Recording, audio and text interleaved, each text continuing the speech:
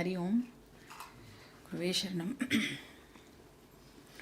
ओम सदाशिवसमारम्भां शङ्कराचार्यमध्यमाम् अस्मदाचार्यपर्यन्तां वन्दे गुरुपरम्पराम्।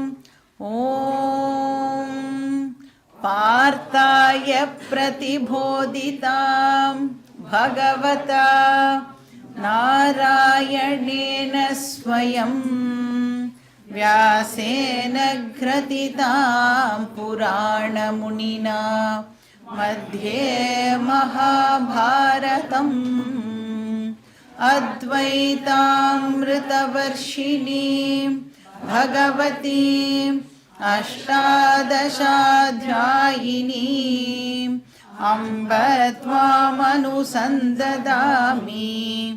भगवद्गीते भवद्वेषिणीं वसुदेवसुतं देवं कंसचाणूरमर्दनं देवकी परमानन्दं कृष्णं वन्दे जगद्गुरुं मूकं करोति वाचालं पङ्गुं लङ्घयते गिरिं यत्कृपातमहं वन्दे परमानन्दमाधवम्। ॐ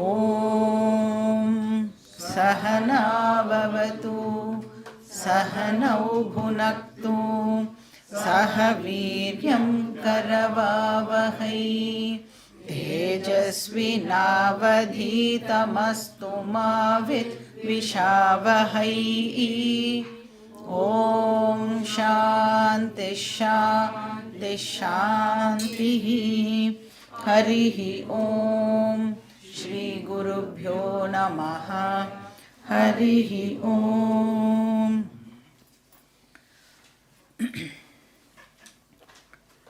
So second chapter oda final portion ஸ்திதப் பிரக்ஞ லக்ஷணம் அது பார்த்துட்டு இருக்கோம்.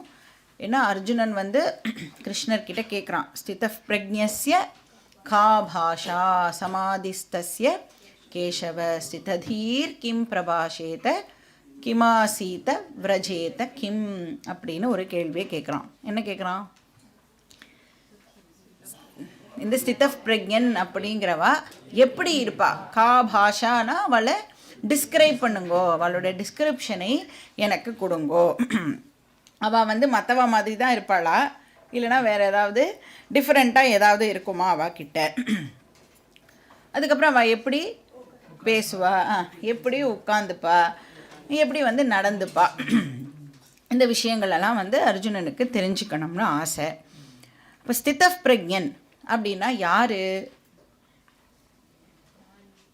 யார் வந்து ஞானம் அடைஞ்சிருக்காளோ அவளை வந்து நாம் ஸ்திதப் பிரக்ஞன் அப்படின்னு சொல்கிறோம். இப்போ வேதாந்தத்தோட கான்டெக்ஸ்டில் ஞானம் அப்படின்னு சொன்னால் என்ன ஞானம்? அது ஆத்ம ஞானம், செல்ஃப் நாலெட்ஜ். ஆத்ம ஞானம் மட்டும்தான். ஞானம் சொன்னாலே ஆத்ம ஞானம் மட்டும்தான். ஏன்னா கர்மயோகி பற்றி நமக்கு தெரியும்ல. யார் கர்மயோகி? யார் கர்மயோகம் பண்ணுறாளோ அவள் வந்து கர்மயோகி. இப்போ அவளுக்கு ஞானம் இருக்குமா இருக்காதா? கர்மயோகிக்கு ஞானம் இருக்கும். சரி, என்ன ஞானம் இருக்கும்? எப்படி கர்மயோகம் பண்ணணுங்கிற ஞானம் இருக்கும். கரெக்டா? இந்த பஞ்சமகா யஜ்ஞம் இருக்கே, அதை எப்படி பண்ணணுங்கிற ஞானம் இருந்தால் தான் அவளால் வந்து கர்மயோகம் பண்ண முடியும். ஆனால் நம்ம கர்மயோகியை ஞானின்னு சொல்கிறோமா அதுக்காக? ஏன்னா அவளுக்கு தான் ஞானம் இருக்கே.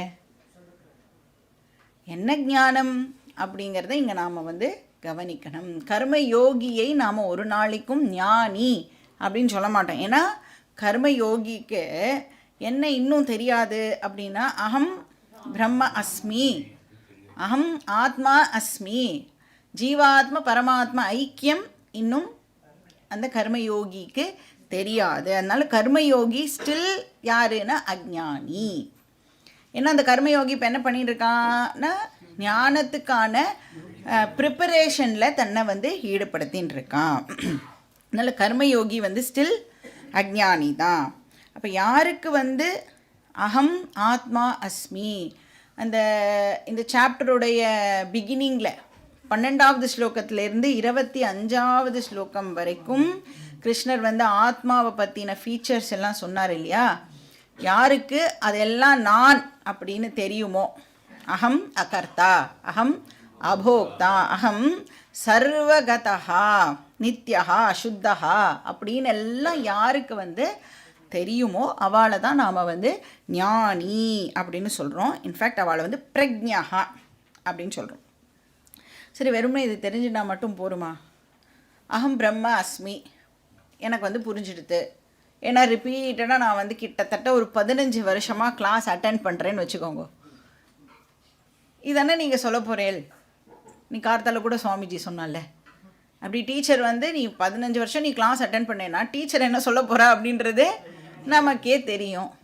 அப்போ வெறுமா அது மட்டும் போருமா அப்படின்னா, அப்போ எங்கே அந்த நாலேஜ் இப்போ எங்கே இருக்குது? புத்தியில் இருக்குது. அவ்வளோதான். அது நமக்கு வந்து ஹெல்ப் பண்ணுமா? நம்மளுடைய டே டு டே லைஃபுக்கு அது வந்து ஹெல்ப் பண்ணணும்னா இப்போ அந்த அறிவை நான் என்னவா கன்வெர்ட் பண்ணணும்? இமோஷனல் ஸ்ட்ரெங்க்த்தாக அதை வந்து இப்போது கன்வெர்ட் பண்ணணும். ஏன்னா எல்லா விதமான ஆக்டிவிட்டியும் பண்ணும் பொழுது நாம் வந்து யூஸ் பண்ணுறது நம்மளுடைய இமோஷ்னல் பர்சனாலிட்டியை தான். அதனால் இமோஷ்னல் பர்சனாலிட்டி தான் எவ்ரிடே அடி வாங்கிறது. அப்போ அதுக்கு ஸ்ட்ரென்த் கொடுக்கலை அப்படின்னு சொன்னால் நாலேஜ் ஒரு ஓரமாக இருக்கும். நாம் வந்து என்ன சொல்லிட்டு இருப்போம்னா அகம் பிரம்மாஸ்மி அப்படின்னு சொல்லிட்டு வாழ்க்கையில் வந்து அழுதுண்டே இருப்போம். கிளாஸ் வரத்துக்கு முன்னாடி எப்படி அழுதோமோ அதை விட இன்னும் பெட்டராக நம்ம வந்து கிளாஸ் வந்ததுக்கு அப்புறமும் வந்து அழுதுன்ட்ருப்போம். இப்போ இந்த ஸ்பிளிட் பர்சனாலிட்டி வந்து வேலைக்கு ஆகாது. அப்போ இன்டெலெக்சுவல் நாலேஜை வந்து இமோஷ்னல் ஸ்ட்ரெங்க்த்தாக இப்போ நாம் கன்வெர்ட் பண்ணணும். அப்படிப்பட்ட ஒரு பர்சன் யார் அந்த கன்வர்ஷனை பண்ணியிருக்காளோ அவளை என்ன சொல்கிறோம்? நம்ம ஸ்தித பிரக்ஞா அப்படின்னு சொல்கிறோம். அப்போ அந்த அறிவு இப்போ என்ன ஆகியிருக்குன்னா மனசு லெவல்லையும் அந்த அறிவானது இறங்கி மனசு முழுக்க அது வந்து இப்போது நிரம்பி இருக்கணும். அதனால தான் ஞானிக்கு வந்து அந்த இன்கம்ப்ளீட்னஸ் அப்படிங்கிறது கிடையவே கிடையாது. இப்போ நான் வந்து எதையோ மிஸ் பண்ணுறேன் அப்படின்னு எனக்கு தாட் வருது அப்படின்னா நான் இமீடியட்டாக என்ன பண்ணுவேன்? எதை மிஸ் பண்ணுறேனோ அதை அடையறதுக்கு ஆசைப்படுவேன். எதனால் ஆசை ஏற்படுறது? நான் இன்கம்ப்ளீட்டு, என்கிட்ட ஏதோ ஒன்று குறையிறது, அது நான் அடைஞ்சுட்டேன்னா நான் வந்து கம்ப்ளீட் ஆகிடுவேன். அப்போ அந்த இன்கம்ப்ளீட்னஸ் ஃபீலிங் இருக்குல்ல, அதுதான் நம்மளுடைய ஆசைக்கு காரணமாக இருக்குது. அதனால டிசையர் ஏற்படுறது. இப்போ வந்து சில பேர் வந்து சிங்கிளாக இருக்கும் பொழுது என்ன மிஸ் பண்ணுவா? ஸ்பௌஸை மிஸ் பண்ணுவா. அதனால தான் என்ன பண்ணுறாப்பா அவன் தெரியாமல் கல்யாணம் பண்ணிக்கிறா. இப்படி தான் மிஸ்ஸெல்லாம் மிஸ்ஸஸ் ஆறா இல்லை. மிஸ்ஸாக இருக்கும் பொழுது எதையோ மிஸ் பண்ணி கல்யாணம் ஆகி மிஸ்ஸஸாக ஆறா. அப்போ நம்ம எதையெல்லாம் என்கிட்ட இல்லை அப்படின்னு நினைக்கிறோமோ அப்போ தான் நமக்கு ஆசையானது ஏற்படுறது. சரி, ஆசை ஏற்பட்டதே, அதுக்கப்புறம் என்ன ஆகிறது? அதை அடையிறதுக்கு என் சைட்லேருந்து நான் முயற்சிலாம் போடுவேன். அப்போ என்ன ஆகும்? எல்லா விதமான ப்ராப்ளம்ஸ்லேயும் நான் வந்து மாட்டிக்கிறேன். சரி, நான் ஆசைப்பட்டதை எவ்ரி டைம் என்னால் அடைய முடியுமா அப்படின்னா அங்கே தான் நம்மளுக்கு சக்ஸஸும் ஏற்படுறது, ஃபெயிலியரும் வந்து ஏற்படுறது. ஆனால் ஸ்தித பிரக்ஞனுடைய கேஸில் என்ன ஆகிறது? ஸ்தித பிரக்ஞன் எதையுமே மிஸ் பண்ணுறது இல்லை.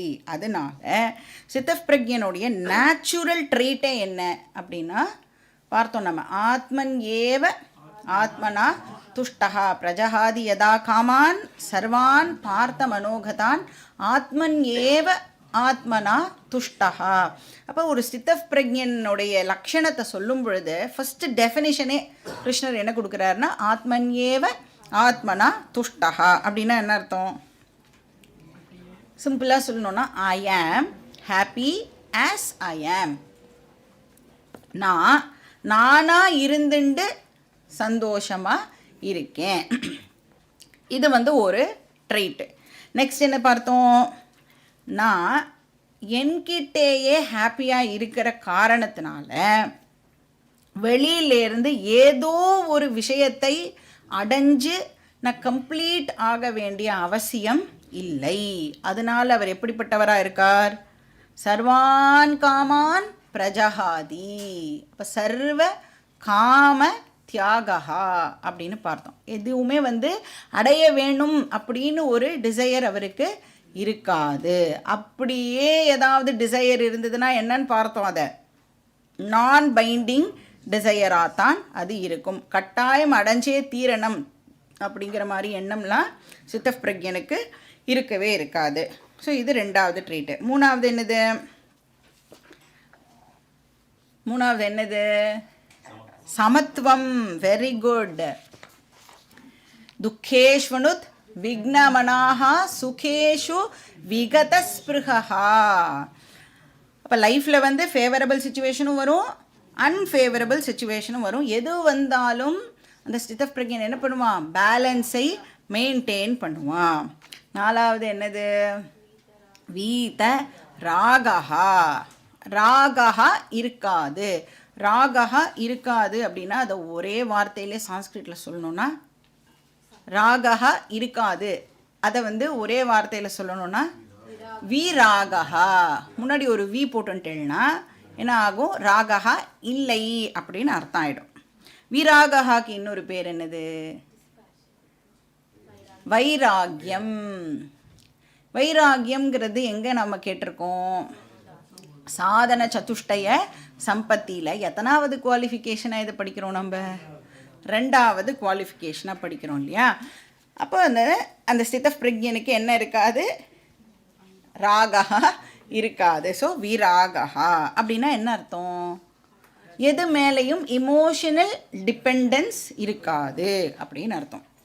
இப்போ வந்து எது மேலேயும் இமோஷனல் டிபெண்டன்ஸ் இல்லை அப்படின்னு சொன்னால் எனக்கு என்ன இருக்காது? பயம் என்கிட்ட இருக்காது. ஏன்னா அது வந்து என்னை விட்டு போயிடுமோ அப்படிங்கிற பயம்லாம் இப்போ வந்து எனக்கு இருக்கவே இருக்காது. நான் எதையாவது டிபெண்ட் பண்ணிட்டு இருந்தால் தான் எனக்கு பயம் இருக்கும். அது என்கிட்டயே நான் வந்து வச்சுட்டு இருக்கணும் அப்படின்னு. அதனால இப்போ அவர் வந்து விராகஹாவாக இருக்கிறதுனால அவருக்கு பயமும் இருக்காது. அப்போ ஞானி அப்படிங்கிற பர்சன் எந்த நேரத்துலையும் எதை வேணும்னாலும் லூஸ் பண்ணுறதுக்கு தன்னை தயார் நிலையில் ஆல் த டைம் வச்சுட்டுருக்கார். இந்த டிசாஸ்டர் மேனேஜ்மெண்ட் டீம்லாம் இருக்குல்ல, நீங்கள் வந்து கேள்விப்பட்டிருக்கீங்கள, அவளாம் எப்படி இருப்பான்னா எப்பயுமே தயார் நிலையில் இருப்பாள். ஏன்னா எங்கே எப்போ டிசாஸ்டர் ஏற்படும்னே தெரியாது. அவளுக்கு நியூஸ் போயிட்டு 2 நாள் கழிச்சு அவள் வந்தான்னா யூஸே ஆகாது இல்லையா? அதனால் ஆல் த டைம் அவள் வந்து ப்ரிப்பேர்டு ஸ்டேட்லேயே இருப்பான். அந்த மாதிரி ஞானி ஆல் த டைம் தன்கிட்டே இருந்து எதை வேணும்னாலும் இழக்கிறதுக்கு தயாராக இருப்பார். அதுதான் அவருடைய மென்டல் ஸ்ட்ரென்த். அப்போ வீதராகா, அப்புறம் அபயம், பயம் இன்மை. அப்புறம் என்ன லாஸ்ட் ட்ரேட் என்னது? வீதராக பய குரோதா. அப்போ இமோஷ்னல் டிபெண்டன்ஸ் இல்லாததுனாலையும் பயம் இல்லாததுனாலையும் இப்போ ஞானிக்கு கோபமும் இல்லாமல் இருக்கும். கோபம் அப்படிங்கிறது ஆக்சுவலாக என்னது? காம ஏஷ குரோத ஏஷ ரஜோகுண சமுத்பவஹா படிச்சிருக்கோம்ல. ஆசையுடைய அந்த டிபியில் வந்து இந்த பக்கம் வந்து ஆசைனா அந்த பக்கம் கோபம் அப்படின்னு பார்த்தோம்ல. ஆசையுடைய இன்னொரு வடிவமுக்கு பேர் கோபம். அப்போது ஆசை வந்து நான் இன்கம்ப்ளீட்டாக ஃபீல் பண்ணுறேன், அதனால எனக்கு ஆசை உருவாகிறது. இந்த ஆசை உருவாகும் போதே என்னவும் உருவாகிறது அப்படின்னா கோபமும் இப்போ பொட்டென்ஷியல் ஃபார்மில், வெளி தோற்றத்திற்கு வராத ஃபார்மில் மனசில் கோபமும் அப்படியே உருவாகிறது. அப்போ என்ன ஆகும்? எனக்கு ஆசைப்பட்டது வந்து கிடைக்கலை அப்படின்னா அந்த பொட்டென்ஷியல் ஃபார்மில் இருக்கிற கோபம் இப்போது வெளியில் எக்ஸ்ப்ரெஸ் ஆகும். யாரால் அந்த ஆசை வந்து நிறைவேறாமல் போச்சுன்னு நாம் கண்ணுக்கு முன்னாடி யார் இருக்காளோ அவள் மேலே நாம் வந்து கோவத்தை காட்டுறோம். இப்போ யாராவது நம்மளுக்கு ஹெல்ப்ஃபுல்லாக இருக்கான்னு வச்சுக்கோங்க, அவளை நமக்கு ரொம்ப பிடிக்கும். ஏன்னா அவள் வந்து நம்மளுக்கு ரொம்ப ஹெல்ப்ஃபுல்லாக இருக்கான் அண்ட் அவளை நாம் வந்து டிபெண்ட் பண்ணிட்டு இருக்கோம் இல்லை. இப்போ திடீர்னு அவள் வந்து இனிமே என்னால் வந்து உங்களுக்கு ஹெல்ப் பண்ண முடியும்னு தோணலை, நான் வந்து கிளம்புறேன் அப்படின்னு சொன்னால் எப்படி இருக்கும்? நமக்கு எவ்வளோ கோவம் வரும். அப்போது இந்த அட்டாச்மெண்ட், ஏன்னா அவன் மேலே நாம் டிபெண்டன்சியை வளர்த்துன்றதுனால இப்போ ஆக்சுவலாக என்ன பண்ண ட்ரை பண்ணுறோன்னா அந்த பர்சனுக்கு ஃப்ரீடம் கொடுக்கறதுக்கு நாம் வந்து தயாராக இல்லை. ஏன்னா நான் என்ன நினைக்கிறேன், அந்த பர்சன் என்னை டிபெண்ட் பண்ணியே ஆல் த டைம் இருக்கணும் அப்படின்னு நான் நினைக்கிறேன். ஸோ ஆசை இருந்ததுன்னா நேச்சுரலாக வந்து கோபமும் இருக்கும். ஆனால் ஞானிக்கு இது எதுவும் இருக்காது. இப்போது யாராவது உங்கள் வீட்லேயே, இப்போ நீங்கள் எங்கேயோ ஊருக்கெலாம் போயிட்டேன்னு வச்சுக்கோங்களேன், ஒரு வாரம் 10 நாள் வீட்டில் இல்லை. இப்போ நீங்கள் ஊர்லேருந்து வந்த உடனே அவள்லாம் என்ன சொல்லணும்னு எதிர்பார்த்துட்டே வருவேள். நீ இல்லாமல் மேனேஜ் பண்ணுறது ரொம்ப கஷ்டமாயிடுது, எப்படி தான் நீ இதெல்லாம் பார்த்துட்டியோன்னு சொல்லணும்னு தானே எதிர்பார்ப்போம். இப்போ சப்போஸ் அவள் வந்து அப்பா நீ இல்லை, எல்லாமே நீ இல்லைன்றதே தெரியாமல் நாங்கள் வந்து பயங்கரமாக மேனேஜ் பண்ணுறோம் அப்படின்னு சொன்னால் ஒத்துக்க முடியுமா நம்மளால்? ரொம்ப கோபமாக வரும் இல்லையா? ஏன் அப்படின்னா நாம் வந்து அட்டாச்மெண்ட் வச்சுட்டு இருக்கோம். யார் மேலே அட்டாச்மெண்ட் வச்சுட்டு இருக்கோமோ அவள் நம்மளையே டிபெண்ட் பண்ணி இருக்கணுங்கிற எக்ஸ்பெக்டேஷனும் நமக்கு கூடவே இருக்குது. பட் ஞானி இதிலேருந்து எல்லாம் ஃப்ரீ ஆனவர். அதனால்தான் வீத ராக பய குரோதா.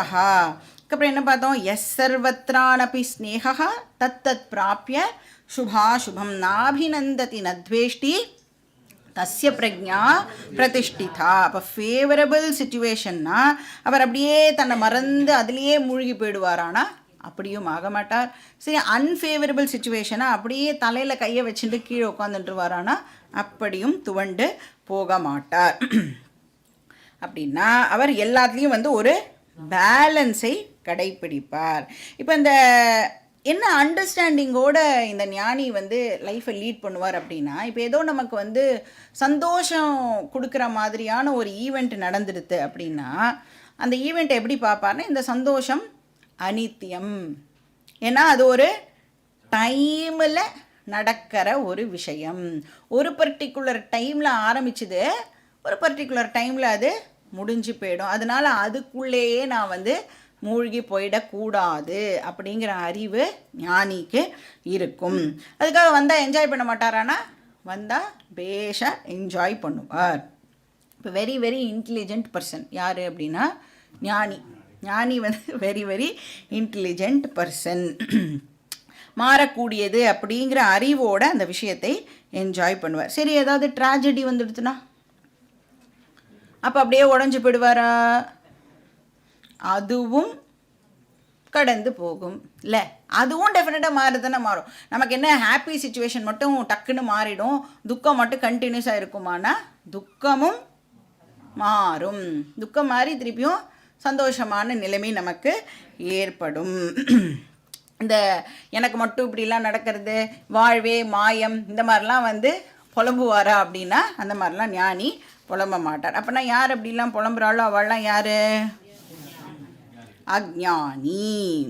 அப்போது அந்த மாதிரிலாம் ரொம்ப கஷ்டமான நிலைமை நமக்கு வரும்போது நம்ம என்ன சொல்கிறோம்? பேசாமல் எல்லாத்தையும் விட்டுட்டு எங்கேயாவது ஆசிரமத்துக்கு எங்கேயா கிளம்பி போயிடலாமா அப்படின்னு எப்போ தோணும் நம்மளுக்கு? அந்த நேரத்துக்கு மட்டும் தோணும். கொஞ்சம் நேரத்துலேயே வந்து அதெல்லாம் வந்து நாம் மறந்து போயிடுவோம். அதனால் எப்போவுமே வந்து இந்த லைஃபே வந்து ரொம்ப மீனிங்லெஸ்ஸாக இருக்குது, இவ இல்லாமல் என்னால் இருக்க முடியாது, அந்த மாதிரி எல்லாம் எண்ணங்கள் வந்தால் அதையெல்லாம் நாம் வந்து ட்ராப் பண்ணுறதுக்கு ட்ரை பண்ணணும். இப்போ இந்த நிறைய பேர் வந்து இந்த முட்டாள்தனமான முடிவெல்லாம் கூட எடுப்பாள், இவாள்லாம் என்னால் இருக்கவே முடியாது, அந்த மாதிரியெல்லாம் நாம் வந்து யோசிக்கவே கூடாது. எப்போ யோசிக்காமல் இருக்க முடியும்? இந்த ஞானம் வந்துடுது அப்படின்னு சொன்னால், எல்லாத்த பற்றின அறிவும் நமக்கு கிடச்சிடுது அப்படின்னு சொன்னால் நம்மளுடைய இன்டெலெக்டும் வந்து கரெக்டான விஷயங்கள் பற்றியே வந்து சிந்திக்க ஆரம்பிக்கும். ஸோ ஞானி வந்து எந்த சுச்சுவேஷனாக இருந்தாலும் அதை சமமாக பார்ப்பார். இது வரைக்கும் நாம் லாஸ்ட் கிளாஸில் பார்த்தது. இப்போ வந்து ஸ்லோகா நம்பர் 58, பேஜ் நம்பர் என்னது, 54-55. யதா சம்ஹரதே சாயம் கூர்மோங்கானீவ சர்வஷः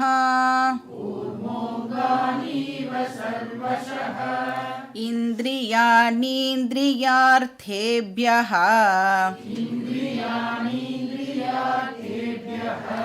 தஸ்ய பிரக்ஞா பிரதிஷ்டிதா.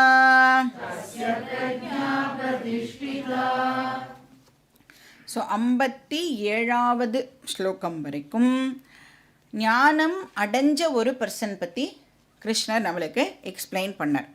அதாவது ஞானம் அடைஞ்ச ஒரு பர்சன் அந்த ஞானத்தை இமோஷ்னல் ஸ்ட்ரென்த்தாக கன்வெர்ட் பண்ணின ஒரு பர்சனை பற்றி நமக்கு வந்து கிருஷ்ணர் சொன்னார். So Pragya to Stith of பிரக்ஞா அதை வந்து நம்மளுக்கு சொன்னார். அதாவது வெறுமை அறிவில் மட்டும் சேஞ்ச் இல்லாமல் மனசு லெவல்லையும் அதை வந்து கொண்டு வந்த ஒரு பர்சனை வந்து நாம் பார்த்தோம்.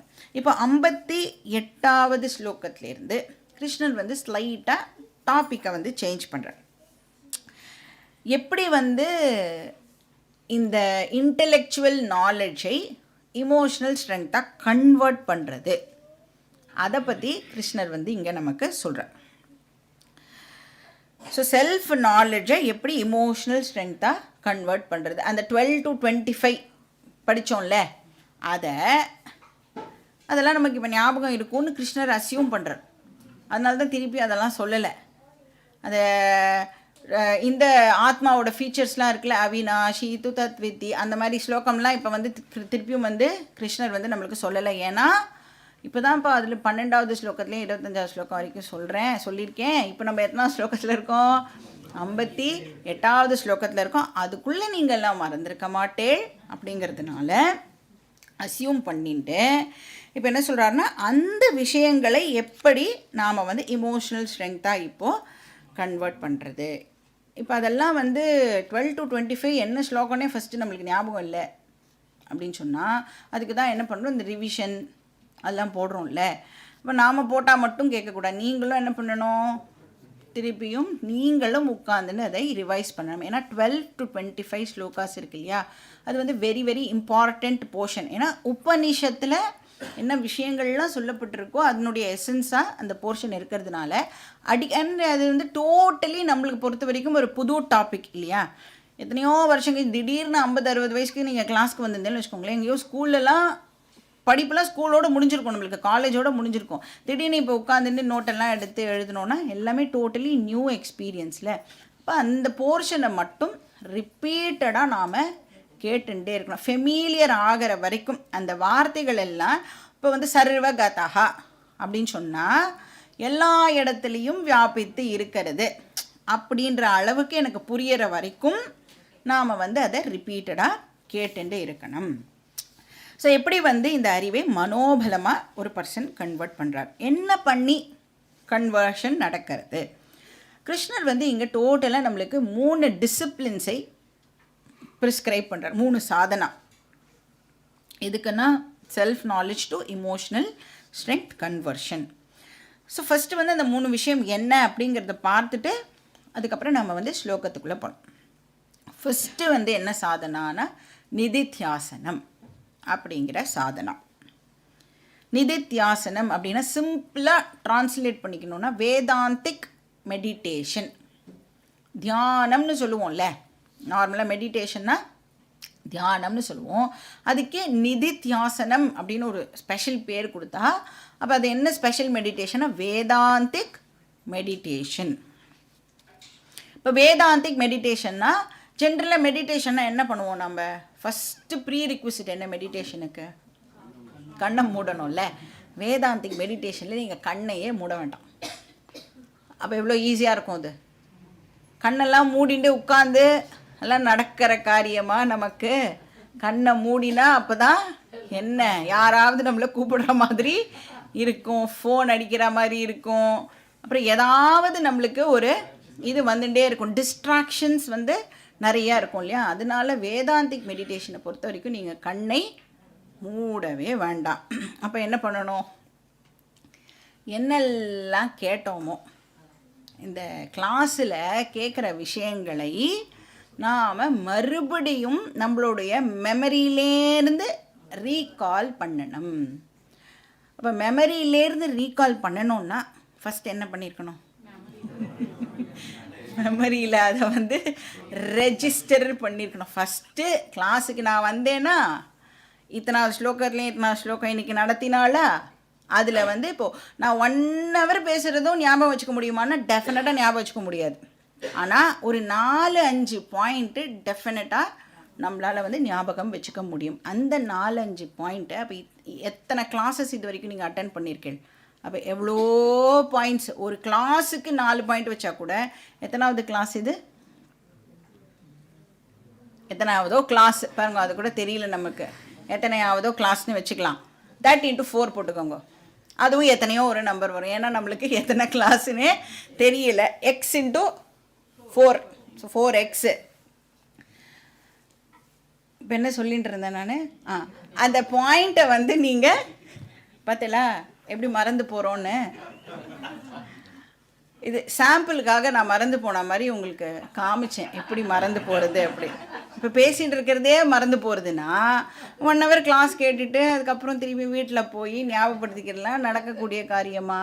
அப்போ என்ன பண்ணணும், ரொம்ப ரொம்ப அலர்ட்டாக இருக்கணும். ஒரு 4 பாயிண்ட்டை நாம் வந்து கிளாஸ்லேருந்து பிக்கப் பண்ணிவிட்டு அதை வந்து வீட்டுக்கு போய் திருப்பியும் ஒரு வாட்டி அதை நாம் சிந்திச்சு பார்க்கணும்.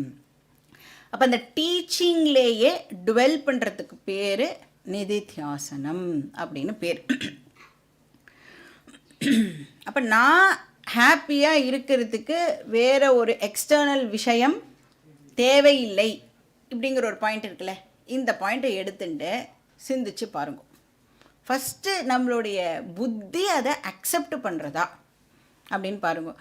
எனக்கு வெளியிலேருந்து எந்த ஒரு விஷயமும் தேவையில்லையா, அதெல்லாம் இல்லாமலேயே என்னால் சந்தோஷமாக இருக்க முடியுமா, அப்படி எல்லாம் கொஸ்டின்ஸ் எல்லாம் வரும்.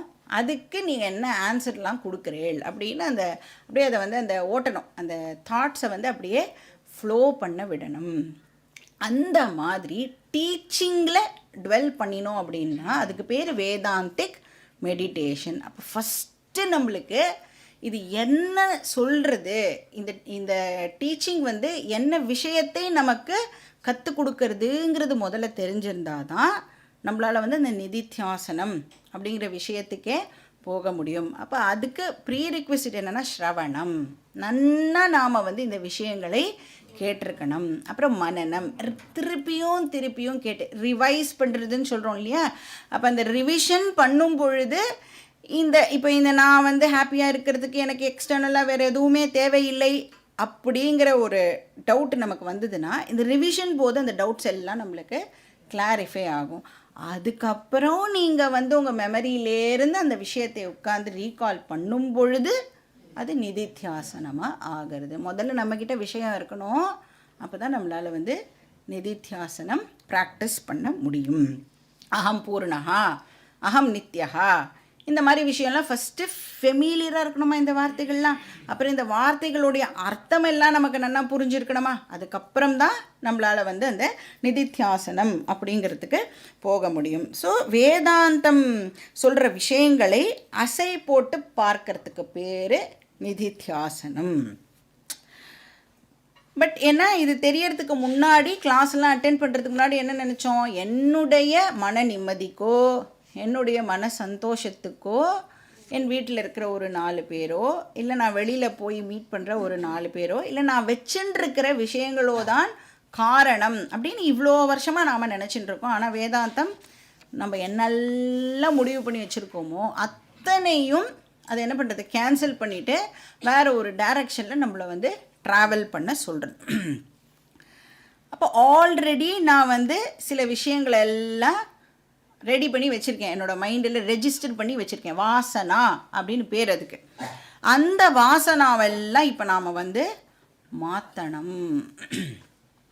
அந்த வாசனாவை பிரேக் பண்ணுறதுக்கு என்ன பண்ணலான்னா நிறைய விஷயங்கள்லாம் இருக்குது. இந்த நிதித்தியாசனம் வந்து அதுக்கு தான் மெயினாக கொடுக்கப்படுற ஒரு சாதனா. இப்போ நீங்கள் என்ன பண்ணலான்னா கொஞ்ச நேரம் தனியாக இருக்கிறதுக்கு ட்ரை பண்ணணும்.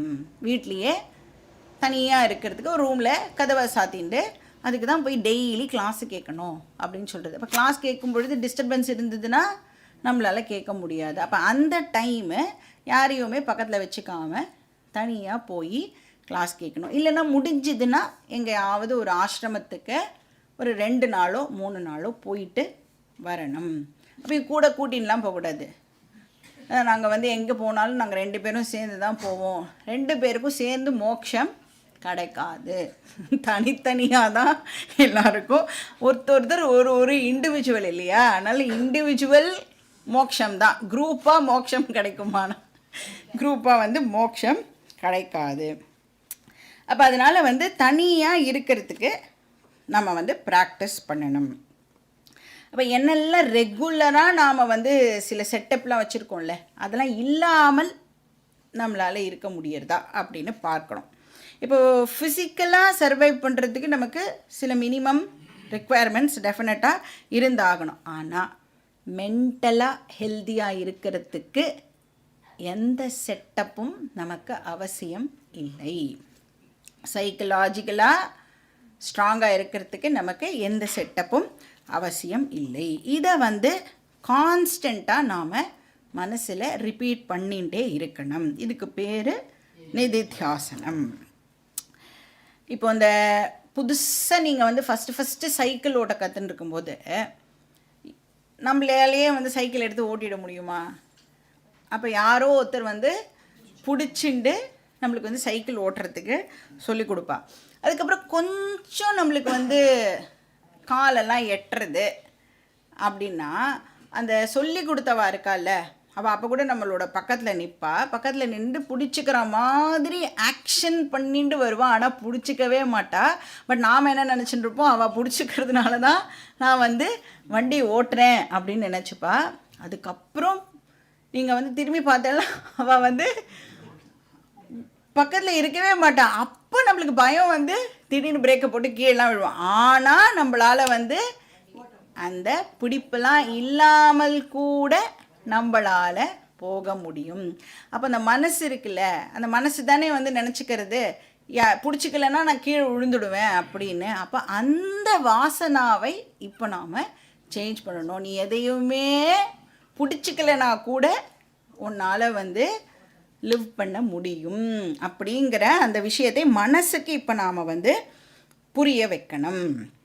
ஏன்னா இங்கே என்ன படிக்கிறோம் நாம், நீ பாடி கிடையாது, நீ மைண்டு கிடையாது, நீ புத்தி கிடையாது, நீ ஆத்மா. ஆத்மா தான் என்ன பண்ணுறது, எல்லாத்துக்கும் கான்ஷியஸ்னஸ்ஸையே லெண்டு பண்ணுறது.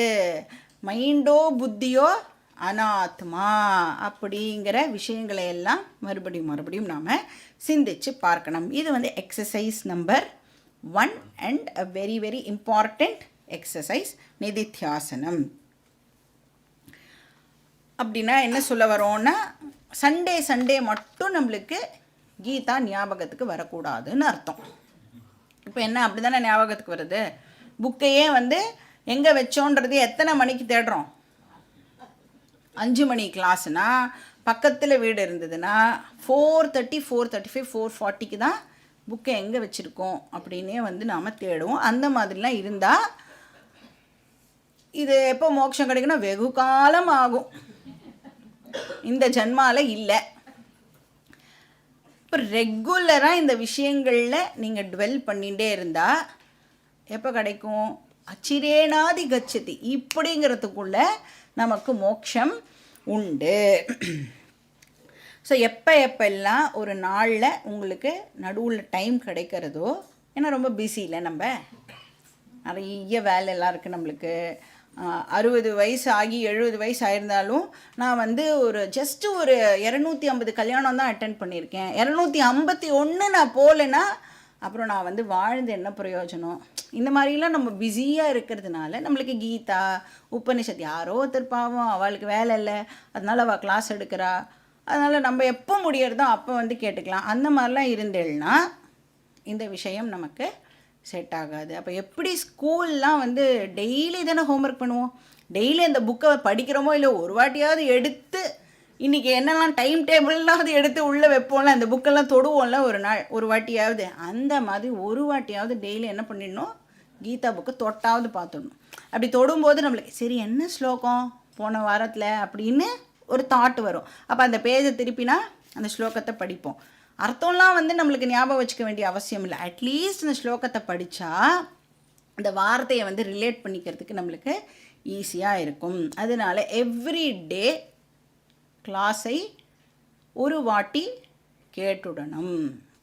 Revision is very very important.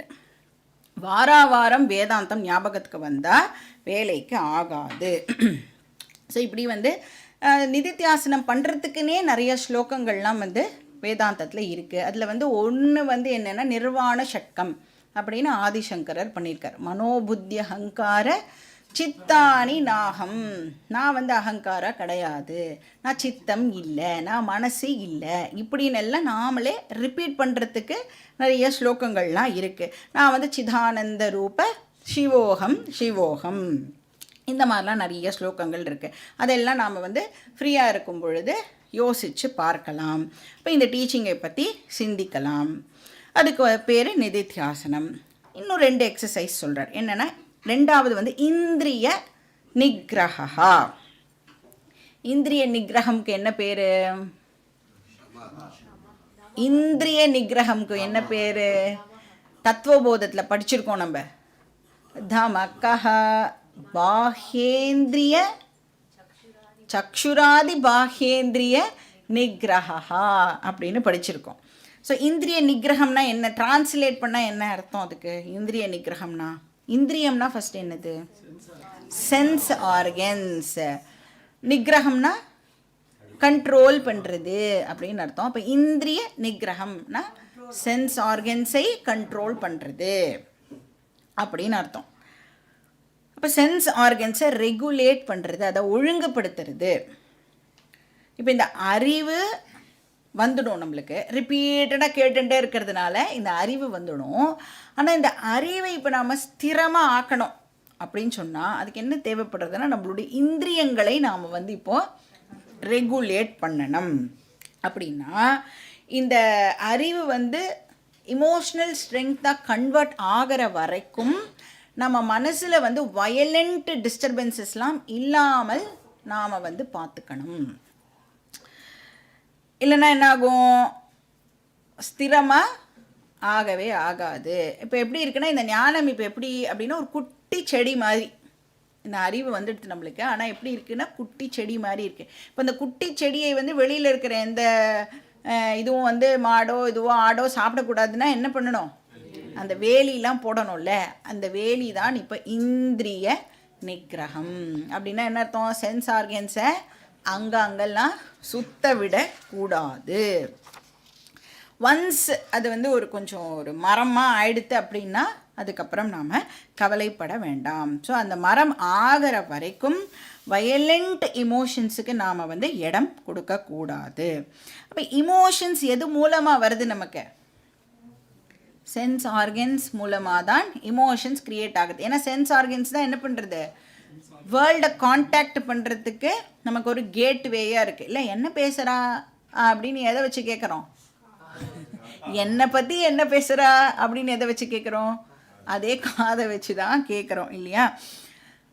அப்போ அந்த சென்ஸ் ஆர்கன்ஸை நாம் வந்து பத்திரமாக பார்த்துக்கணும். சப்த ஸ்பரிஷ ரூப ரச கந்த, இப்படி 5 விதமான உலக விஷயங்கள் நம்மளுடைய இந்திரியங்கள் மூலமாக தான் என்டர் பண்ணுறது. இப்போ நாம் மாட்டுக்கு கண்ட இடத்துல காதை கொடுத்தோ கண்ட விஷயங்களை பார்த்தோம் அப்படின்னு சொன்னால் என்ன ஆகும்? சரமாரியாக எல்லாம் நம்மளோட மைண்டுக்குள்ளே என்டர் பண்ணி நம்மளோட மைண்டை அது டிஸ்டர்ப் பண்ணிடும். அப்போ எது எல்லாம் வந்து என் மனசை பாதிக்கும்னு நமக்கு தோன்றதோ அதுக்கிட்ட எல்லாம் போகாமல் இருக்கிறது உச்சிதம். அந்த ஞானம் வந்து ஸ்திரம் ஆகிற வரைக்கும் அந்த இப்போ இவாக்கிட்ட பேசினா இவா வந்து என்னை ஹர்ட் பண்ணுவா, அதனால் அனாவசியமாக போய் நாமளே போய் மாட்டிக்கக்கூடாது அப்படின்னு உங்களுக்கு தோணிட்டுனா அந்த பர்சன்கிட்ட பேசுகிறதை நாம் கம்மி பண்ணிக்கணும். இப்போ எல்லாரையும் அவாய்ட்லாம் பண்ண முடியாது, பட் நமக்கு தெரியும்ல இவ்வளோ பேசினா பிரச்சனை வராது, இவ்வளோ பேசிட்டா பிரச்சனை வரும் அப்படின்னு தெரியும் இல்லையா, அதெல்லாம் நாம் வந்து கண்ட்ரோல் பண்ணணும். இப்போ எப்போவும் யாரோடையும் எந்த ஆர்கியூமெண்ட்டும் வச்சுக்கவே கூடாது. யாராவது ஆர்கியூ பண்ண வரா அப்படின்னால என்ன பண்ணிடணும், நீ தான் கரெக்டு, நீ தான் கிரேட்டு, என்ன விட்டுடு அப்படின்னு யார் எஸ்கேப் ஆகி வராளோ அவள் தான் ஆக்சுவலி இன்டெலிஜென்ட் பர்சன். ஏன்னா சில பேர் வந்து ஒன்றுமே இல்லாத விஷயத்துக்கு கூட பெருசாக ஆர்கியூ பண்ணுவாள். ஏன்னா ஆர்கியூமெண்ட்டில் என்ன ஆகிறது அப்படின்னா, இப்போ ஏதோ பேசுகிறோன்னு வச்சுக்கோங்களேன், என்ன விஷயத்தை கம்யூனிகேட் பண்ணணும் அப்படிங்கிறதே மிஸ் பண்ணிட்டோ இவன் என்ன சொல்லுவா, அதுக்கு நான் என்ன கவுண்டர் கொடுக்கறது, அப்புறம் அவள் எப்படி யோசிப்பா, நீ என்ன சொல்ல போகிற, அதுக்கு நான் என்ன கவுண்டர் கொடுக்கறது. அப்போது ஆர்கியூமெண்ட் வந்து ஆக்சுவலாக நம்ம பேசினோம் அப்படின்னு சொன்னால் அது வந்து ரெண்டு பேருக்குமே உபயோகமான ஒரு நாலேஜ் பரிமாற்றமாக இருக்கணும்ல. ஆனால் ஆர்கியூமெண்ட்டில் என்ன ஆகும்னா, ஆர்கியூமெண்ட் ப்ரொடியூசஸ் ஹீட் தேன் லைட் அப்படின்னு சின்மயானந்த சுவாமிஜி சொல்கிறார். நீ பேசணும், நீ வந்து ஏதோ ஒரு விஷயத்தை கம்யூனிகேட் பண்ணணும்னா அது அந்த பர்சனுக்கு பிரயோஜனப்படுற ஒரு விஷயமா இருக்கணும். இல்லை இன்னொருத்தர்கிட்டேருந்து நீ எதையாவது தெரிஞ்சுக்கிறேன்னா உனக்கு அது பிரயோஜனமாக இருக்கணும். பட் ஆர்கியூமெண்ட்டில் ரெண்டு பேருக்கும் எந்த பிரயோஜனமும் இருக்காது. நம்ம எல்லாருக்கும் தேவை லைட்டு, நாட் ஹீட். அதனால் ஆர்கியூ பண்ணுறதை மேக்ஸிமம் நாம் வந்து அவாய்டு பண்ணிடணும். அதனால் ஜென்ரலாக வந்து இந்த வாய் தான் சும்மா இருக்குமா, நமக்கு யாரையாவது பார்த்தா ஏதாவது ஒன்று தெரியாமல் சொல்லிடுவோம், அதுக்கப்புறம் போய் அவள் பின்னாடி நிற்க வேண்டியதாக இருக்கும். அதனால் வாயை கண்ட்ரோல் பண்ணணும். அப்புறம் மூணாவது எக்ஸசைஸ் வந்து என்னது, இந்திரிய நிகிரகம்னா ஆப்வியஸாக என்னவும் இருக்கும், மனோ நிகிரகம். மனோ நிகிரகம்னா மைண்ட் கண்ட்ரோல். மனசில் உற்பத்தி ஆகிற எண்ணங்களை இப்போ நாம் வந்து ரெகுலேட் பண்ணணும். இப்போ வந்து ஆர்கியூமெண்ட்டு நடக்கிறதா இருந்தது, சரியா, ஆர்கியூமெண்ட் வரா மாதிரி இருந்தது. இப்போ தானே நீங்கள் வந்து இந்திரிய நிகிரகம்னு சொன்னேன், ஆர்கியூலாம் பண்ணக்கூடாதுன்னு சொன்னேன் இல்லையா. அதனால் நான் என்ன பண்ணிட்டேன், இன்டெலிஜென்ட்டாக வந்து ஆர்கியூ பண்ணாமல் எழுந்து வந்துவிட்டேன். சரி, அதுக்கப்புறம் என்ன பண்ணேன், அதையே பற்றி யோசிச்சுட்டு இருந்தேன் அப்படின்னா அதுவும் வேஸ்ட்டு.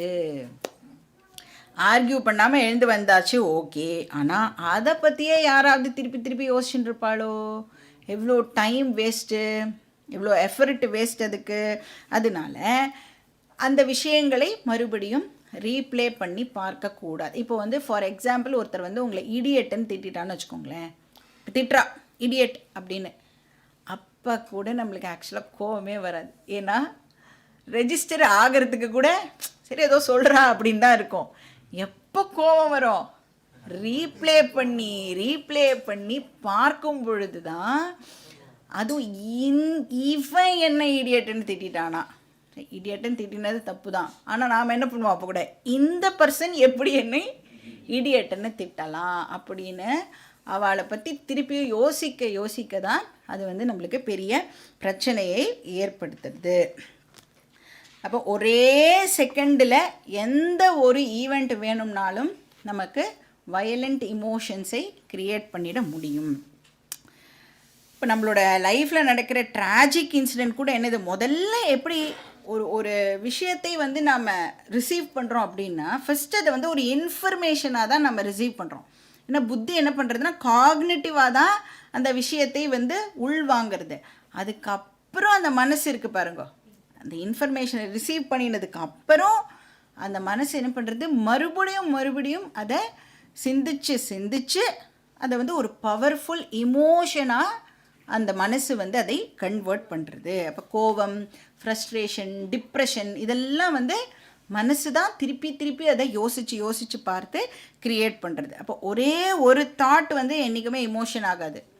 ஃபஸ்ட்டு வாட்டி வர தாட்டு உங்களுக்கு எந்த விதமான இமோஷனையும் க்ரியேட் பண்ணாது. பட் அந்த தாட்டையே நீங்கள் மறுபடியும் ஓட்டிகிட்டே இருந்தேன்னா அது விதவிதமான இமோஷன்ஸாக உங்களுக்கு க்ரியேட் ஆகிறது. அப்போ நாம் வந்து அந்த தாட்டை எப்படி ஹேண்டில் பண்ணுறோம் அப்படிங்கிறது வெரி வெரி இம்பார்ட்டண்ட். அப்போ அந்த மாதிரி வேண்டாத ஒரு தாட் வந்ததுன்னா இம்மீடியட்டாக இப்போ நம்மளுக்கு கை வந்த ஒரு ராம ஜபம் இருக்குது. எல்லாரும் வந்து இப்போது ராமநாமத்தை வந்து சொல்லிட்டு இருக்கோம் இல்லையா? அது மாதிரி வேண்டாத தாட் வந்ததுன்னா இம்மீடியட்டாக என்ன பண்ணணும், அது போகிறதுக்கு ராமநாமத்தை வந்து நாம் சொல்ல ஆரம்பிச்சோம். இப்போ அந்த ஜபம் நீங்கள் பண்ண ஆரம்பிச்சிட்டு அப்படின்னு சொன்னால் வேண்டாத வந்ததில் ஒரு தாட் அது ஆட்டோமேட்டிக்காக அப்படியே போயிடும். இப்போ நீங்கள் எத்தனை வாட்டி ராமநாமம் சொல்லலாம், அப்போலாம் என்ன அர்த்தம், வேண்டாத தாட் அவ்வளோ வாட்டி வந்திருக்கு அப்படின்னு நாம் வந்து அண்டர்ஸ்டாண்ட் பண்ணிக்கலாம். ஸோ இந்த மாதிரி வந்து மனோ நிகிரகம் இஸ் வெரி வெரி இம்பார்ட்டண்ட். நம்ம வந்து படிச்சிருக்கோம் தாட் டிஸ்பிளேஸ்மெண்ட் ஸ்கில் அப்படின்னு அதை ஞாபகம் வச்சுக்கலாம். டிடிஎஸ் அப்படின்னு அதை சொல்லுவோம். வேதாந்தாவில் டிடிஎஸ்னால் தாட் டிஸ்பிளேஸ்மெண்ட் ஸ்கில்.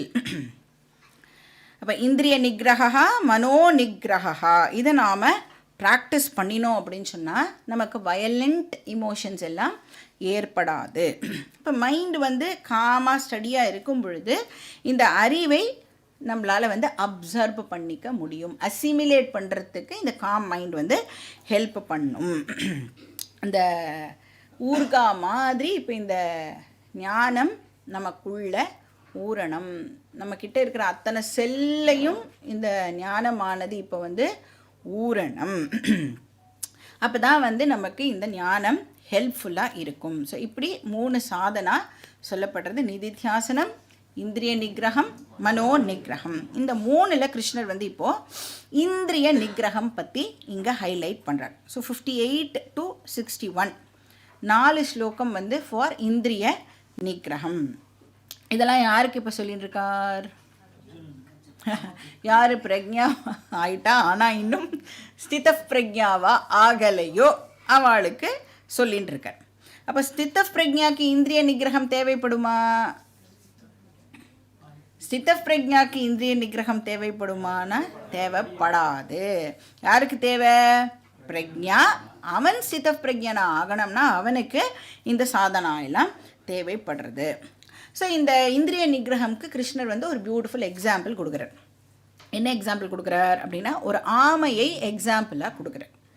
அந்த ஆமைக்கு மற்ற மிருகத்துக்கெல்லாம் இருக்கிற மாதிரி தன்னை பாதுகாத்துக்கிறதுக்கு ஏதாவது முள்ளோ இல்லை விஷமோ அந்த மாதிரிலாம் ஏதாவது இருக்கான்னா இல்லை. ஆனால் அதுக்கு பதிலாக பகவான் என்ன கொடுத்துருக்கான்?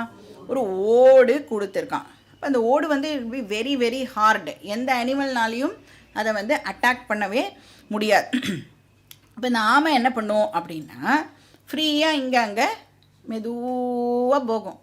நம்மள மாதிரி குடுகுடுலாம் ஓட முடியாது அதனால். ஆனாலும் அது இங்கே அங்கெல்லாம் போகும்.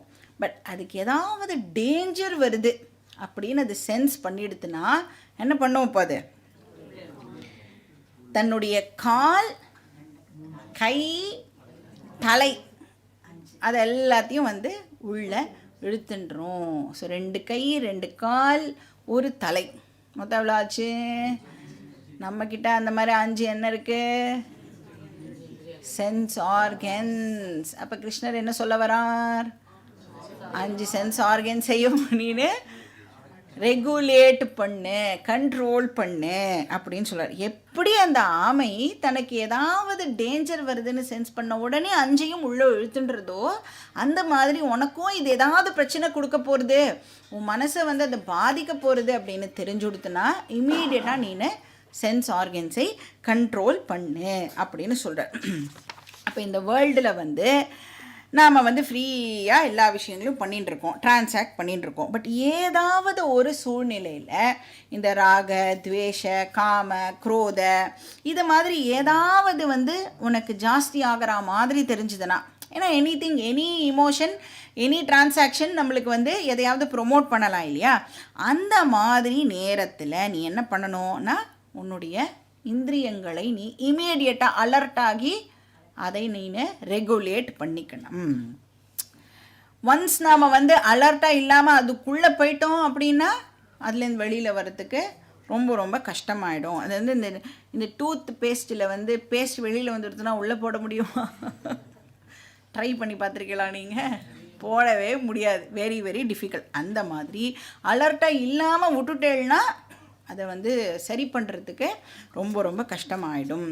ஸோ இங்கே என்ன சொல்கிறார், கூர்மகா அங்காணி சம்ஹரத்தே, கூர்மகான ஆமை, சம்ஹரத்தேனா வித்ரா பண்ணிக்கிறது, உள்ளே இழுத்துக்கிறது, சர்வஷா அப்படின்னா எல்லா டைரக்ஷன்ஸ்லேருந்தும்.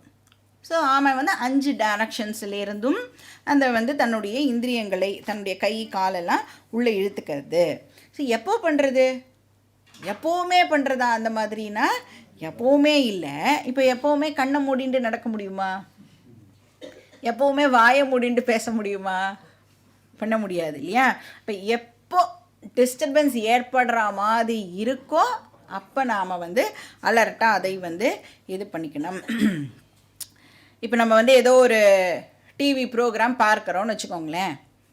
அந்த டிவி ப்ரோக்ராம் வந்து நம்மளோட மனசை வந்து அஃபெக்ட் பண்ணுற மாதிரி இருந்ததுன்னா இமீடியட்டாக ஸ்டாப் பண்ணிவிட்டு வெளியில் வந்துடணும்.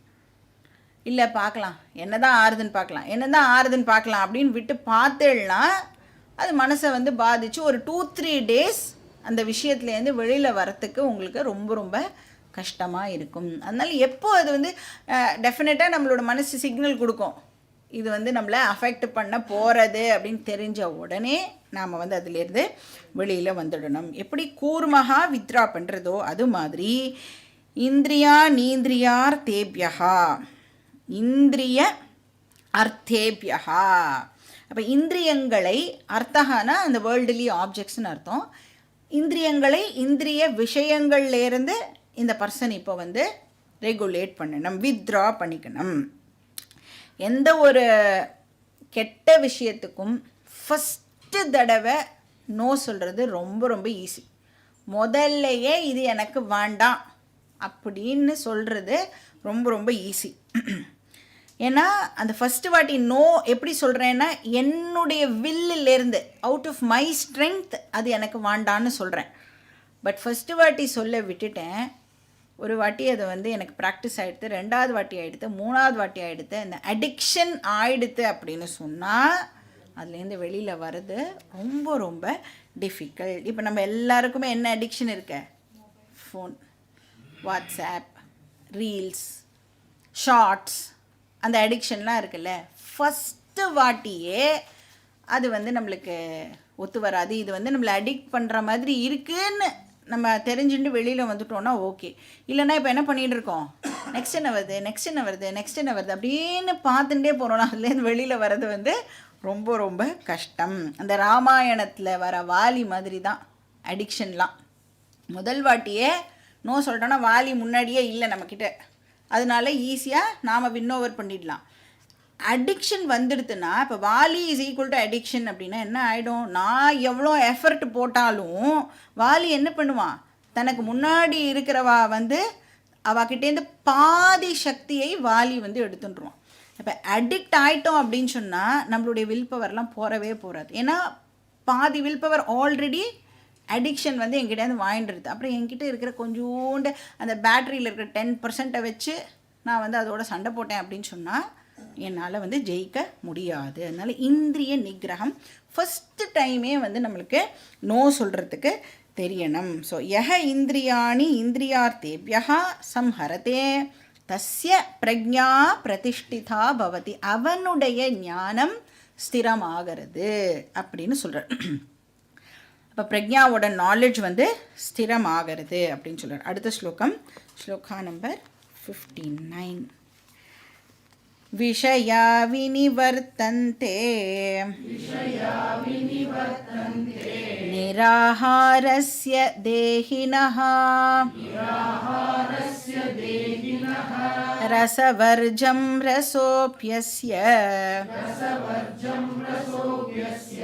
பரம் திருஷ்ட்வா நிவர்த்ததே.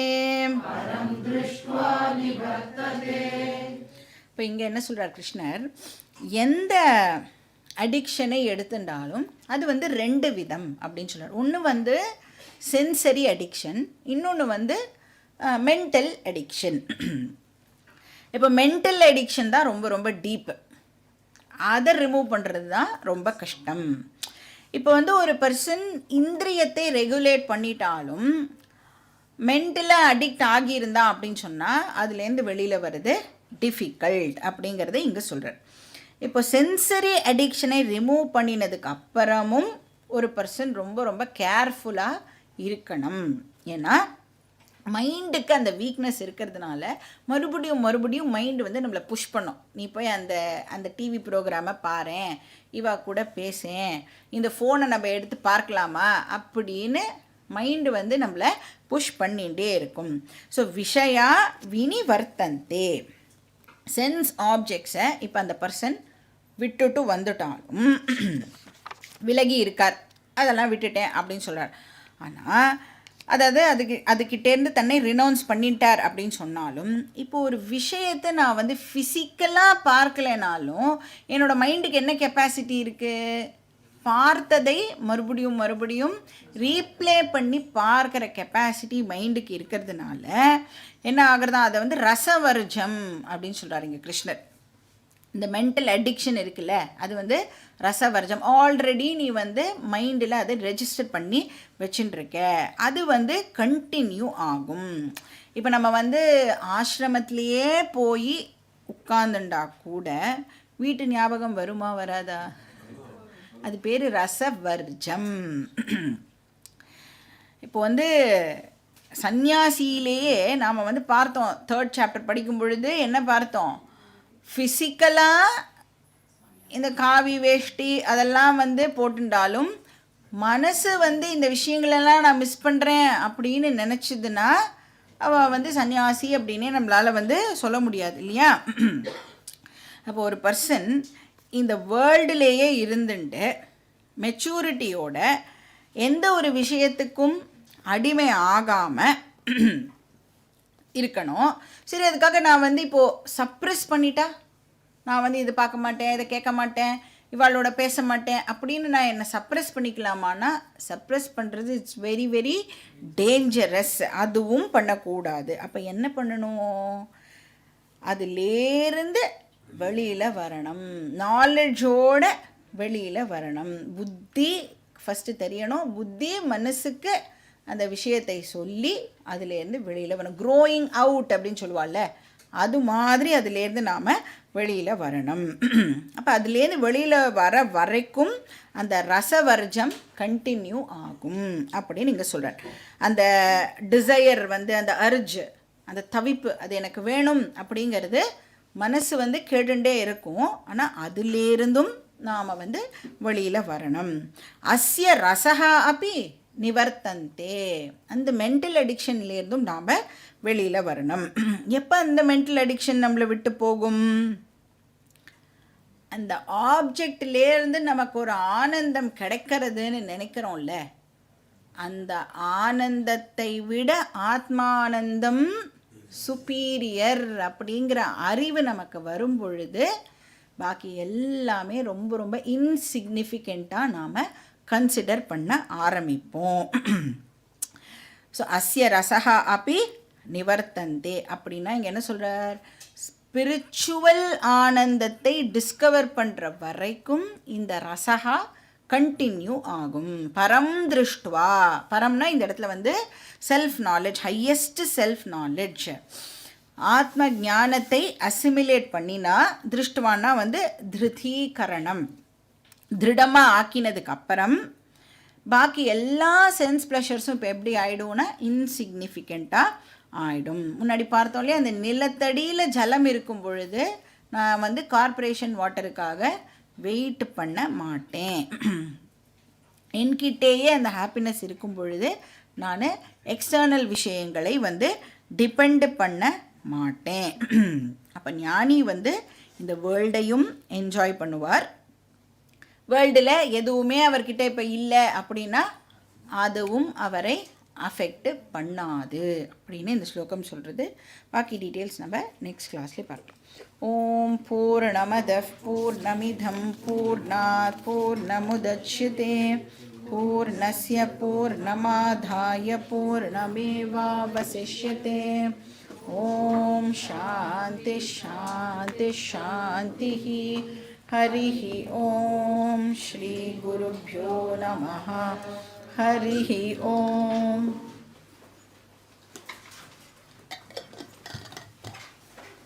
இப்போ எல்லாரும் அந்த தேர்ட் சாப்டர் ப்ரீமியர் போடுறோம், அதே மாதிரி முந்தின நாள் வந்து ரிவிஷன் போடுறோம். எவ்வளோ பேருக்கு அது கேட்டு எவ்வளோ யூஸாக இருக்குது,